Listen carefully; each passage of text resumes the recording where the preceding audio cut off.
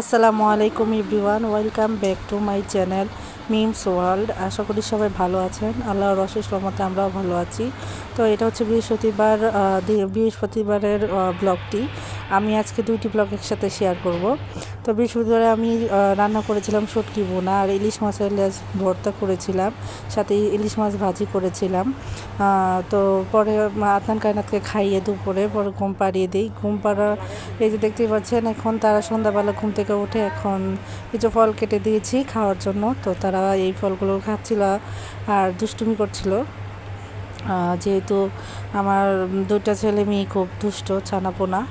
তো এই তারপরের দিন সকালবেলা উঠে আমি তাড়াতাড়ি করে সব কিছু গোছগাছ করে নিচ্ছিলাম, যেহেতু আজকে বাবার বাসায় যাব।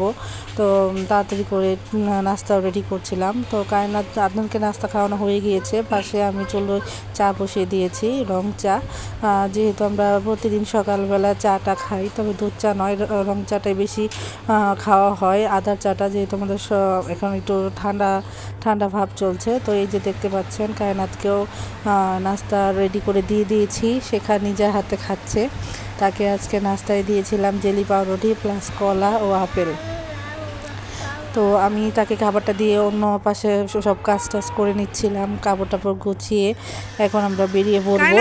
তো আদার বাবা নামাজের আগে আমাদেরকে দিয়ে আসবে। এই যে দেখতে পাচ্ছেন কায়নাত দৌড়াচ্ছে বাহিরে এসে। তো ও যেই বোরকাটা পরেছে এটাই মূলত তার মাম্মাম তাকে আর গিফট করেছে। বোরকাটা সাইজে ছোট হয়ে গিয়েছে, কিন্তু সুন্দর আছে এমনিতে, খুব ভালো লাগছিল পরার পরে তাকে, একদম কোকিলের মতো দেখা যাচ্ছিল। আর সাথে আদনানকেও জুব্বা গিফট করেছিল, তো ওইটা তাকে পরিয়ে দিয়েছি, যেহেতু আজকে জুমাবার সে নামাজে যাবে। তো ভাবলাম যে আজকেই এটা পরিয়ে দেই, খুব ভালো হবে। কিন্তু আদনানের তুলনায় কায়নাত খুব চঞ্চল, তো কায়নাত একটু দৌড়াদৌড়ি করছিল আর আদনান চুপচাপ দাঁড়িয়েছিল। এখন আমরা চলে যাব বাবার বাসায় কালীবাড়ি, যে যদিও আমরা প্রতিদিনই যাই। তো আমার ব্লগটি আজকে